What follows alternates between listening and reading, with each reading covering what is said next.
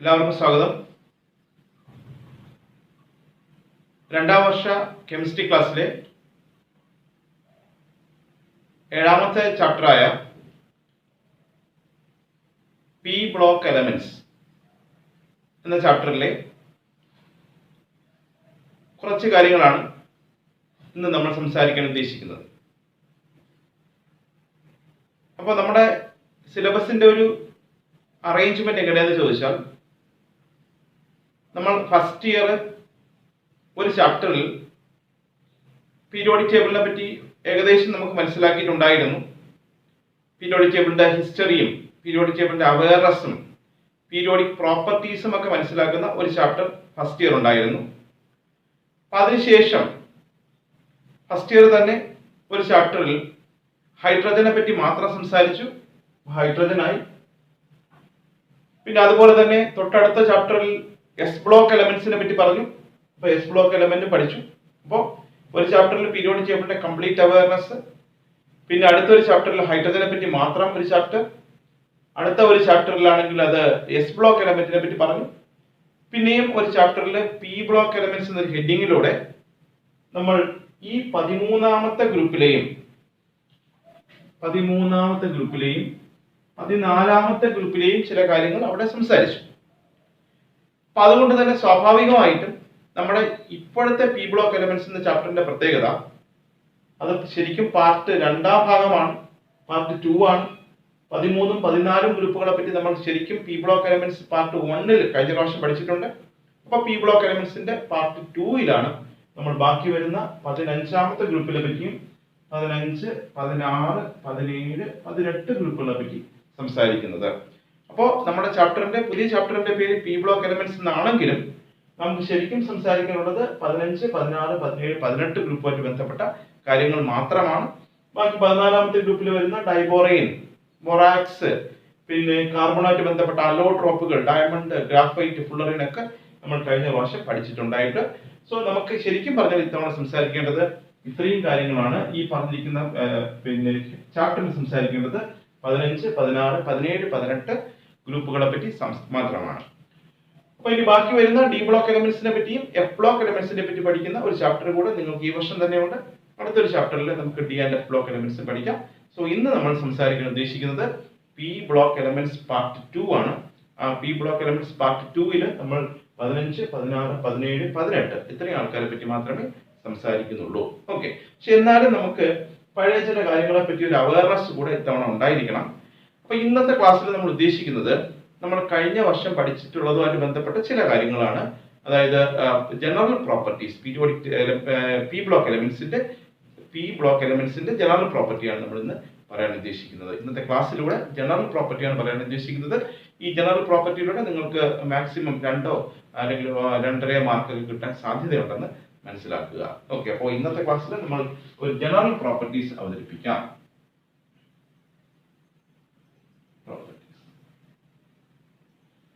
അപ്പൊ അതിൽ സ്വാഭാവികമായിട്ടും ഒന്നാമത്തത് അറ്റോമിക് സൈസ് ആണ്.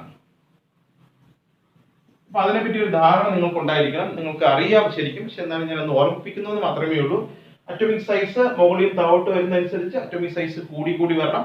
ഇവിടെ നിന്ന് അങ്ങോട്ട് പോകുന്നതോറും അറ്റോമിക് സൈസ് കുറഞ്ഞു വരണം. സോ നമുക്കറിയാം 13ാമത്തെ ഗ്രൂപ്പിലെ എലമെന്റ്സിന്റെ അറ്റോമിക് സൈസിന്റെ ഇൻക്രീസിംഗ് ഓർഡർ എഴുതാൻ പറഞ്ഞാൽ 13ാമത്തെ ഗ്രൂപ്പില് ബോറോൺ, അത് കഴിഞ്ഞിട്ട് സൈസ് കൂടിയത് അലുമിനിയം, അതിനേക്കാളും സൈസ് കൂടുതലാണ് ഗാലിയം, അതിനേക്കാളും സൈസ് കൂടിയത് ഇൻഡിയം, അതിനേക്കാളും സൈസ് കൂടിയത് ടാലിയം. ഇനി ഈ പറഞ്ഞിരിക്കുന്ന സെക്കൻഡ് പീരീഡ്, ഫസ്റ്റ് പീരീഡില് ഹീലിയം, സെക്കൻഡ് പീരീഡില് ഇങ്ങനെ സെക്കൻഡ് പീരീഡില് സൈസിന്റെ കാര്യം നോക്കുകയാണെങ്കിൽ അങ്ങോട്ട് പോകുന്ന സൈസ് കുറയുന്ന കാര്യം നമുക്കറിയാം. സോ ബോറോണിനെക്കാളും സൈസ് കുറവാണ് കാർബണിന്, അതിനേക്കാളും സൈസ് കുറവാണ് നൈട്രജന്, അതിനേക്കാളും സൈസ് കുറവാണ് ഓക്സിജന്, അതിനേക്കാളും സൈസ് കുറവാണ് ഫ്ലൂറിന്. നമ്മൾ ഈ നോബൽ ഗ്യാസിന്റെ കാര്യം നോക്കുന്ന സമയത്ത് അവിടെ പീരിയോഡിക് പിന്നെ പ്രോപ്പർട്ടീസിനകത്ത് സാധാരണ അത് ഉൾപ്പെടുത്താറില്ലെന്ന് ഓർമ്മ വേണം. ഓക്കെ, ശരി. അപ്പോൾ ഒരു കാര്യം ആയിട്ടുണ്ട്. അറ്റോമിക് സൈസ് എന്നറിയപ്പെടുന്ന പ്രോപ്പർട്ടിയെ പറ്റി നിങ്ങൾക്ക് ധാരണയുണ്ട്. ആരാണ് വലുത്, ആരാണ് ചെറുത് എന്ന് ചോദിച്ചാൽ നമുക്ക് പറയാം, ഒരു ധാരണയുണ്ട്. അതിൽ നമ്മൾ 18ാമത്തെ ഗ്രൂപ്പിലെ എലമെന്റുകൾ ഒഴിവാക്കി വേണം നമ്മൾ പീരിയോഡിക് പ്രോപ്പർട്ടി സാധാരണ പറയേണ്ടത്. അത് ഒരു കാര്യം. ഇനി മറ്റൊരു പ്രോപ്പർട്ടിയിലേക്ക് വന്നാൽ നമ്മുടെ അയണൈസേഷൻ പൊട്ടൻഷ്യൽ, രണ്ടാമതൊരു പ്രോപ്പർട്ടി. അയണൈസേഷൻ എനർജി അല്ലെങ്കിൽ അയണൈസേഷൻ പൊട്ടൻഷ്യൽ എന്ന് പറയുന്ന ഒരു കാര്യം. അപ്പൊ അതിന്റെ ഡെഫിനിഷനും ആ കാര്യങ്ങളൊക്കെ അറിയാം. നമുക്ക് ആ ട്രെൻഡ് എന്ന് ഓർത്ത് വെച്ചിരുന്നാൽ മതി തൽക്കാലം ഇവിടെ. അതായത് നമുക്കറിയാം താഴോട്ട് വരുന്നതനുസരിച്ച് അയണൈസേഷൻ പൊട്ടൻഷ്യൽ വാല്യൂ കുറയുന്നു, കാരണം സൈസ് കൂടുന്നത് കൊണ്ട്. സോ ബോറോണിനാണോ അലുമിനിയത്തിനാണോ അയണൈസേഷൻ പൊട്ടൻഷ്യൽ കൂടുതൽ എന്ന് ചോദിച്ചാൽ നമുക്ക് സ്വാഭാവികമായിട്ടും ബോറോണിനാണ് അയണൈസേഷൻ പൊട്ടൻഷ്യൽ കൂടുതൽ, അലുമിനിയത്തിന് അത് കുറവാണ്. അലുമിനിയത്തിനേക്കാളും അയണൈസേഷൻ പൊട്ടൻഷ്യൽ കുറവാണ് ഗാലിയത്തിന്. അങ്ങനെ പോകണം. ഇനി ഇവിടെ നിങ്ങോട്ട് പോകുന്ന സമയത്ത് അയണൈസേഷൻ പൊട്ടൻഷ്യൽ ബോറോണിനേക്കാളും കാർബണിന് കൂടുതലാണ്. ഇനി കാർബണിനേക്കാളും നൈട്രജന് കൂടുതലാണ്. നൈട്രജനേക്കാളും ഓക്സിജന് കൂടേണ്ടതാണ് എന്നൊക്കെ രീതിയിൽ പറഞ്ഞു. പക്ഷെ നമ്മൾ കഴിഞ്ഞ പ്രാവശ്യം പറഞ്ഞിട്ടുണ്ട്, ഈ നൈട്രജന്റെ ഹാഫ് ഫിൽഡ് സ്റ്റെബിലിറ്റി കൊണ്ട് P3 nitrogen atomic number 7 electronic configuration 1s2 2s2 2p3 half filled p ഓർബിറ്റൽസിന് സ്റ്റേബിലിറ്റി ഉണ്ട്. അപ്പൊ അതുകൊണ്ട് തന്നെ അതിന് നൈട്രജൻ അയണൈസേഷൻ പൊട്ടൻഷ്യൽ ഒരു എക്സെപ്ഷണൽ ഇൻക്രീസ് വരുന്നുവെന്ന് നമ്മൾ മനസ്സിലാക്കിയിട്ടുണ്ട്. സോ ആ കാര്യം അവിടെ ഓർക്കുക. സോ നൈട്രജൻ ആണ് ഇവിടെ അയണൈസേഷൻ പൊട്ടൻഷ്യൽ ഓക്സിജനേക്കാളും കൂടുതൽ എന്ന് നമുക്ക് ഓർമ്മയുണ്ട്. ഓക്കെ, അപ്പൊ അങ്ങനെയുള്ള ചില കമ്പാരിസൺ അവിടെ ഓർമ്മിക്കുക. ഇനി വേറൊരു പ്രോപ്പർട്ടി എന്ന് വെച്ചാൽ ഇലക്ട്രോൺ ഗെയിൻ എൻതാൽപ്പി തന്നെയാണ്. അതും കഴിഞ്ഞ വർഷം പഠിച്ചതാണ്. മൂന്നാമതൊരെണ്ണം ഇലക്ട്രോൺ ഗെയിൻ എൻതാൽപ്പി.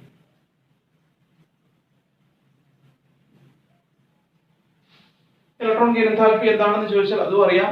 പിന്നെ ഒരു ഇലക്ട്രോൺ ഗെയിൻ ചെയ്യുന്ന സമയത്ത് ഉണ്ടാകുന്ന എനർജി ചേഞ്ച് ആണ്. അത് ചില സമയം റിലീസ് ചെയ്യാം, ചില സമയം അബ്സോർബ് ചെയ്യാം. അത് ഹാലോജനുകളെ സംബന്ധിച്ചിടത്തോളം ഹാലോജനുകളിൽ 17ാമത്തെ ഗ്രൂപ്പ് എലമെന്റ്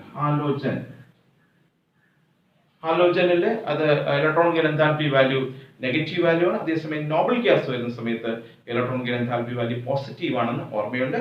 അപ്പൊ ആ കാര്യങ്ങൾ അപ്പൊ ഇന്നത്തെ ക്ലാസ്സിൽ നമ്മൾ ഉദ്ദേശിക്കുന്നത് പഴയതൊന്ന് ഓർമ്മപ്പെടുത്തുകയാണ്. ഈ ഓർമ്മ ഉണ്ടെങ്കിൽ ഒരു ഗുണമെന്ന് വെച്ചാൽ നമുക്ക് പിന്നെ പരീക്ഷയ്ക്ക് 2 മാർക്കൊക്കെ കിട്ടാൻ സാധ്യതയുണ്ട്. പിന്നെ അത് മാത്രമല്ല നമുക്ക് ബാക്കിയുള്ള പീരിയോഡിക് സ്റ്റഡി നമുക്ക് എളുപ്പമായിരിക്കും ചെയ്യും. ഓക്കെ, അപ്പൊ ഇനി ഇലക്ട്രോൺ ഗെയിൻ എൻതാൽപ്പി ഏറ്റവും കൂടുതലുള്ളത് നമ്മൾ പ്രതീക്ഷിച്ചത് ഫ്ലോറിനാണെങ്കിലും അത് ക്ലോറിനാണെന്ന് നിങ്ങൾക്ക് ഓർമ്മയുണ്ട്. 17ാമത്തെ ഗ്രൂപ്പിൽ ഇലക്ട്രോൺ ഗെയിൻ എൻതാൽപ്പി വാല്യൂ കൂടുതലുള്ളത് ക്ലോറിനാണ്. അതിന്റെ കാരണങ്ങളൊക്കെ അറിയാം. അവിടെ റിപ്പൽഷന്റെ കഥയൊക്കെ പണ്ട് പഠിച്ചിട്ടുള്ളതൊക്കെ നമുക്ക് ഓർമ്മയുണ്ട്. സോ അങ്ങനത്തെ കാര്യങ്ങളും അവിടെ ഓർമ്മിച്ച് വെക്കുക. ക്ലോറിന് കമ്പയർ ചെയ്യുന്ന സമയത്ത് ക്ലോറിന്റെ ഇലക്ട്രോൺ ഗെയിൻ എൻതാൽപ്പി വാല്യൂ ആണ് കൂടുതലെന്ന് ഓർമ്മയുണ്ട്. ഇലക്ട്രോൺ നെഗറ്റിവിറ്റി ഫ്ലോറിന് തന്നെയാണ് കൂടുതൽ, പക്ഷേ ഇലക്ട്രോൺ ഗെയിൻ എൻതാൽപ്പി വാല്യൂ അവിടെ ക്ലോറിനാണ് കൂടുതൽ. കാരണം ഫ്ലോറിന് ചെറിയ ഷെല്ലാണെന്നും അവിടെ പുതുതായി ഇലക്ട്രോൺ വരുന്ന സമയത്ത് റിപ്പൽഷൻ ഉണ്ടെന്നും ആ റിപ്പൽഷൻ ഓവർകം ചെയ്യാൻ വേണ്ടി കുറച്ച് എനർജി ഉപയോഗിക്കണം എന്നും ഒക്കെ നമ്മൾ അവിടെ പഠിച്ചിട്ടുണ്ട്. അതേസമയം ക്ലോറിനിൽ പുതിയ ഇലക്ട്രോൺ വരുന്നത് വലിയ ഷെല്ലിലാണ്. അപ്പൊ അതുകൊണ്ട് തന്നെ റിപ്പൽഷന്റെ സാധ്യതകളില്ല എന്നൊക്കെ നമ്മൾ അന്ന് മനസ്സിലാക്കിയിട്ടുണ്ട്. ഓക്കെ, അപ്പൊ ആ കാര്യങ്ങൾ ഒന്ന് ഓർത്ത് വയ്ക്കുക. ഇനി വേറൊരു കാര്യം എന്ന് വെച്ചാൽ നമ്മൾ സെക്കൻഡ് പീരീഡ് എലമെന്റിന്റെ അനോമലസ് പ്രോപ്പർട്ടീസ് പറഞ്ഞത് ഓർമ്മയുണ്ട്. അനോമലസ് പ്രോപ്പർട്ടി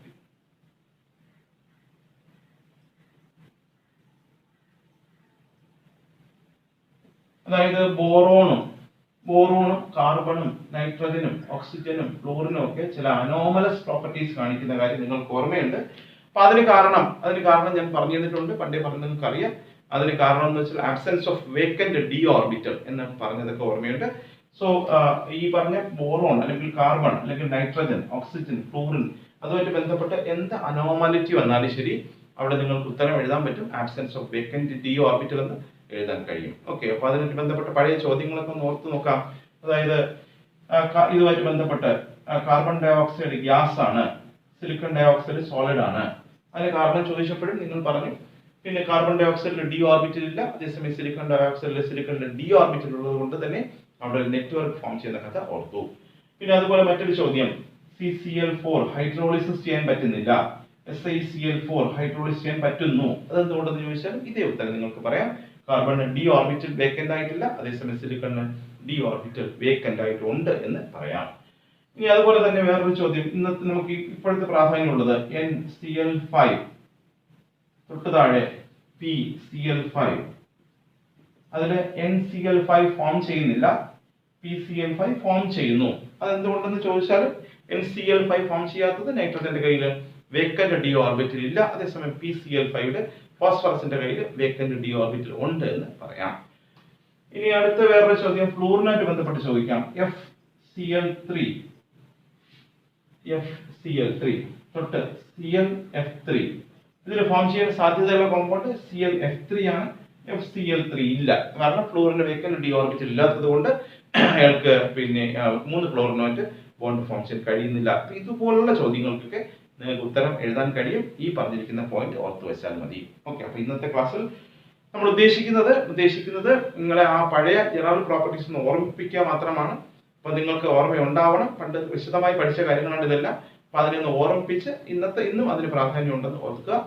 അപ്പൊ അങ്ങനെ നിങ്ങൾക്ക് ഓർമ്മിച്ച കാര്യങ്ങൾ, പിന്നെ ആറ്റോമിക് സൈസിനെ പറ്റി ഓർമ്മിച്ചു, അയണൈസേഷൻ എനർജി ഓർമ്മിച്ചു, അതിനകത്ത് അനോമാലിറ്റി ഉണ്ട്, നൈട്രജന്റെ പിന്നെ ഒരു എക്സ്ട്രാ സ്റ്റെബിലിറ്റിയുടെ കാര്യം അവിടെ ഓർത്തു വെക്കുക.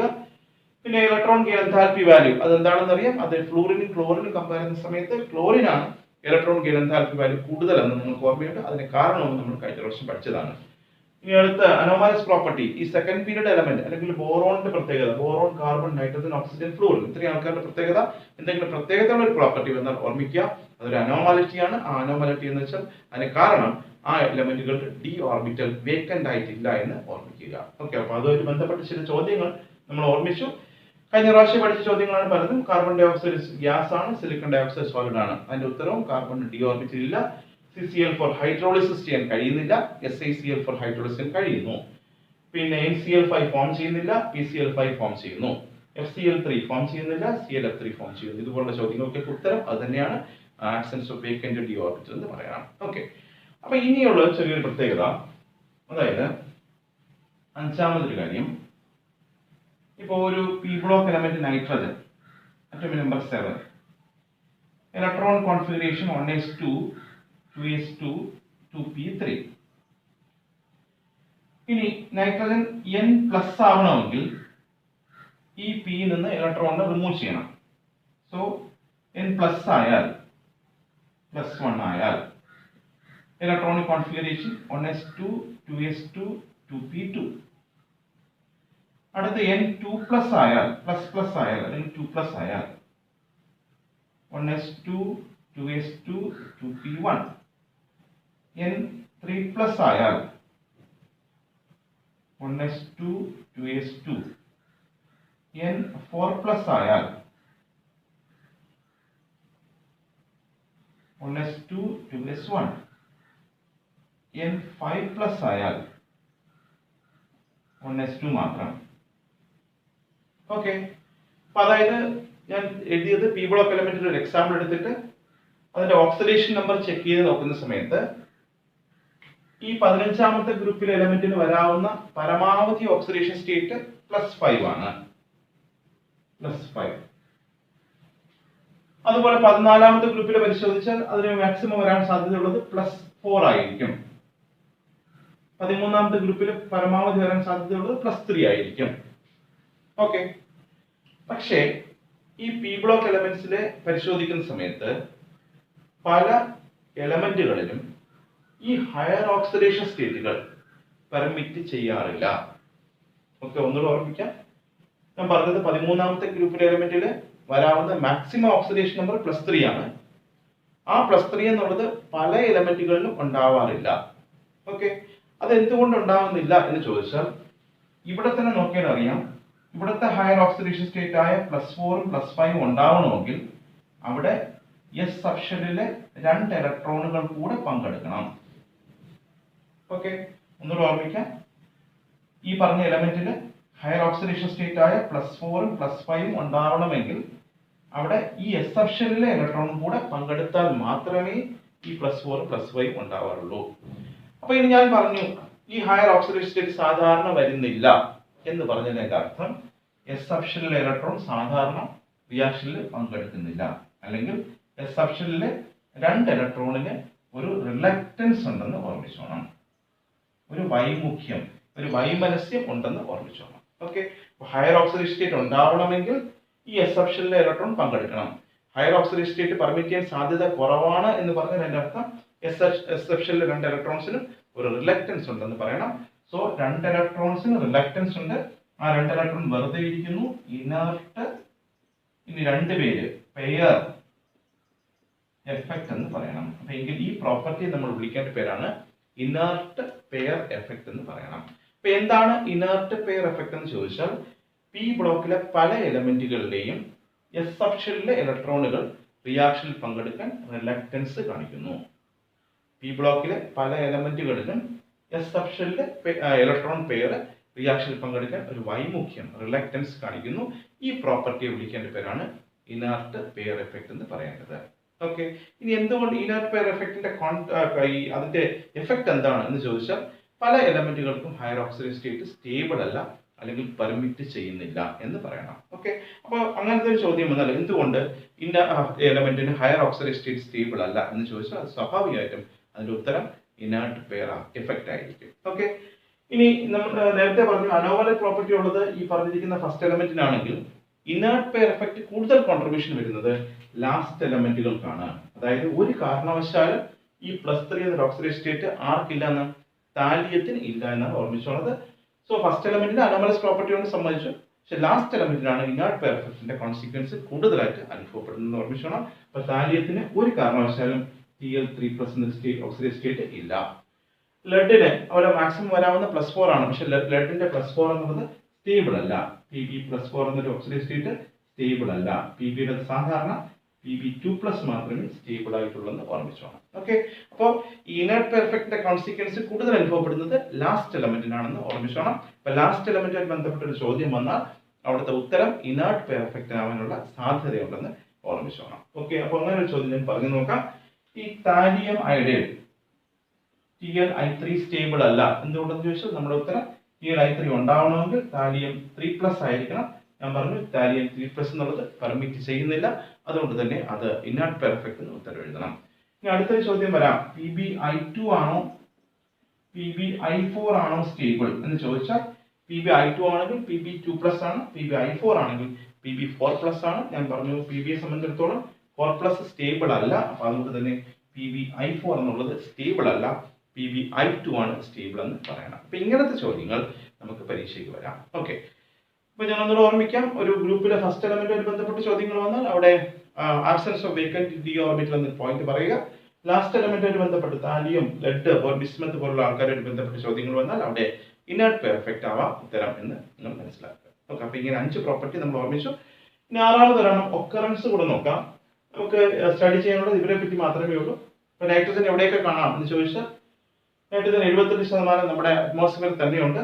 പിന്നെ നൈട്രജന്റെ ഓറുകളായ sodium nitrite, Chile saltpetre, Indian saltpetre പോലുള്ള വാക്കുകൾ അവിടെ ഉപയോഗിക്കാം. പൊട്ടാസ്യം നൈട്രേറ്റ്, അപ്പൊ അതിന്റെ ഒക്കറൻസ് ആയി. പിന്നെ ഫോസ്ഫറസ് കാണപ്പെടുന്നത് ബോൺസിലാണ്. പിന്നെ Ca3PO4 ട്വൈസ് CaF2 ഫ്ലൂറപ്പറ്റൈറ്റ് എന്നറിയപ്പെടുന്ന കോമ്പൗണ്ടിൽ ഫോസ്ഫറസ് കാണാം. പിന്നെ ബാക്കി ആഴ്സനിക്കിന്റെ കോൺട്രിബ്യൂഷൻ ഒക്കെ ചെറുതാണ്. പിന്നെ ഓക്സിജൻ, പിന്നെ നമുക്ക് എയറിലുണ്ടെന്ന് അറിയാം. സൾഫർ കാണുന്നത് ഇവിടെ CaSO4 gypsum, MgSO4 Epsom salt, EpSOM, അപ്പൊ അതിലൊക്കെ സൾഫർ കാണുന്നു പറയണം. പിന്നെ ഫ്ലൂറിന്റെ കോൺട്രിബ്യൂഷൻ, ഫ്ലൂറിൻ കാണപ്പെടുന്നത് CaF2 കാൽസ്യം ഫ്ലൂറൈഡ് അല്ലെങ്കിൽ ഫ്ലോർസ്പാർ എന്നറിയപ്പെടുന്ന കോമ്പൗണ്ട് ആണ്. പിന്നെ Na3Al(F6) ക്രയോലൈറ്റ് എന്ന പേരിൽ അറിയപ്പെടുന്ന കോമ്പൗണ്ട്, ഇതിലെല്ലാം ഫ്ലൂറിൻ ഉണ്ട്. പിന്നെ ക്ലോറിൻ കാണുന്നത് കാർണലൈറ്റിലാണ്. പിന്നെ നമ്മുടെ കടൽ വെള്ളത്തിൽ സോഡിയം ക്ലോറൈഡ് ഉണ്ട്, KCl MgCl6H2O. ഇനി ബ്രോമിനും സീ വാട്ടറിലുണ്ട്. അയഡിൻ സീ വീഡ്സിൽ, ഈ കളയുണ്ടല്ലോ കടലിനകത്ത് കാണുന്ന ഈ ചെറിയ കളയിലൊക്കെ കാണുന്നു. അപ്പോൾ ഒക്കറൻസുമായിട്ട് ബന്ധപ്പെട്ട ചില ചോദ്യങ്ങൾ നമുക്ക് പരീക്ഷയിൽ ചോദിക്കാം. അപ്പൊ അതും നമ്മൾ ഹാർഡ് വർക്ക് ചെയ്ത് ഓർത്തിരിക്കണം. സോ ഇന്നത്തെ ക്ലാസ്സിൽ നമ്മൾ 6 കാര്യങ്ങൾ, പ്രോപ്പർട്ടി ജനറൽ ആയിട്ട് വരുന്ന 6 കാര്യങ്ങളാണ് പറയാൻ ഉദ്ദേശിച്ചത്. പി ബ്ലോക്ക് എലമെന്റ്സിന്റെ 15, 16, 17, 18 ഗ്രൂപ്പുകളെ പറ്റി മാത്രമേ സ്റ്റഡി ചെയ്യാനുള്ളൂ. എന്നാൽ ഓർത്തിരിക്കേണ്ട ചില കാര്യങ്ങൾ, അറ്റോമിക് സൈസുമായിട്ട് ബന്ധപ്പെട്ട കാര്യങ്ങൾ ഓർമ്മിക്കണം. ആരാണ് വലുത്, ആരാണ് ചെറുത് എന്ന് നമ്മൾ ഓർത്തിരിക്കുക, അതൊന്ന്. രണ്ടാമത് അയണൈസേഷൻ പൊട്ടൻഷ്യലിന്റെ ഒരു ക്രമം നമ്മൾ ഓർത്തു വെച്ചിരിക്കണം. പിന്നെ അതിനകത്ത് നൈട്രജന്റെ ഒരു എക്സെപ്ഷണൽ ബിഹേവിയർ ഓർത്തു വയ്ക്കുക. പിന്നെ അടുത്ത് പറഞ്ഞെന്ന് പറയുമ്പോഴത്തേക്ക് ഇലക്ട്രോൺ ഗെയിൻ എൻതാൽപ്പിയെ പറ്റി ഓർമ്മിക്കുക. ഇലക്ട്രോൺ ഗെയിൻ എൻതാൽപ്പി പൊതുവേ ഉള്ള ട്രെൻഡുകൾ ഓർമ്മിച്ച് വയ്ക്കുക. എന്നാലും ഫ്ലോറിനും തമ്മിലൊരു കമ്പാരിസൺ നമുക്ക് ഓർമ്മിക്കേണ്ടതുണ്ട്. അവിടെ ക്ലോറിന്റെ ഇലക്ട്രോൺ ഗെയിൻ എൻതാൽപ്പി വാല്യൂ കൂടുതലാണെന്ന് ഓർമ്മിക്കുക. അതിന്റെ റീസൺ ഒക്കെ കഴിഞ്ഞ പ്രാവശ്യം പറഞ്ഞു. ഇനി നാലാമതായിട്ട് അനോമലസ് പ്രോപ്പർട്ടി. ഇപ്പോൾ നമ്മൾ കാർബണിന്റെ അനോമലസ് പ്രോപ്പർട്ടി, ബോറോണിന്റെ, നൈട്രജൻ, ഓക്സിജൻ, ഫ്ലോറിൻ ഇവരുടെയൊക്കെ അനോമലസ് പ്രോപ്പർട്ടീസിന്റെ കാരണം എന്താണെന്ന് ഓർമ്മിക്കുക. പിന്നെ അടുത്ത് പറഞ്ഞത് ലാസ്റ്റ് എലമെന്റുമായി ബന്ധപ്പെട്ട ഒരു ഇനർട്ട് പെയർ എഫക്റ്റ് എന്ന കൺസെപ്റ്റ് പറഞ്ഞു. പിന്നെ ഉള്ളത് ഇത് കാണപ്പെടുന്ന, ഈ എലമെന്റുകൾ കാണപ്പെടുന്ന സ്ഥലങ്ങൾ എവിടെയാണ്, ഒക്കറൻസ്, അത് ഒൺവേർഡിനൊക്കെ വേണമെങ്കിൽ ഒക്കറൻസ് ചോദിക്കാൻ പറ്റും. ഓക്കെ, അപ്പൊ ഇത്രയും കാര്യങ്ങളാണ് നമ്മൾ ഇന്നത്തെ ക്ലാസ്സിൽ ഉദ്ദേശിക്കുന്നത്. അപ്പൊ ഇത് നല്ലവണ്ണം ഹാർഡ് വർക്ക് ചെയ്ത് പഠിക്കുക. ബാക്കിയുള്ള കാര്യങ്ങൾ നമുക്ക് അടുത്ത ക്ലാസ്സിൽ സംസാരിക്കാം.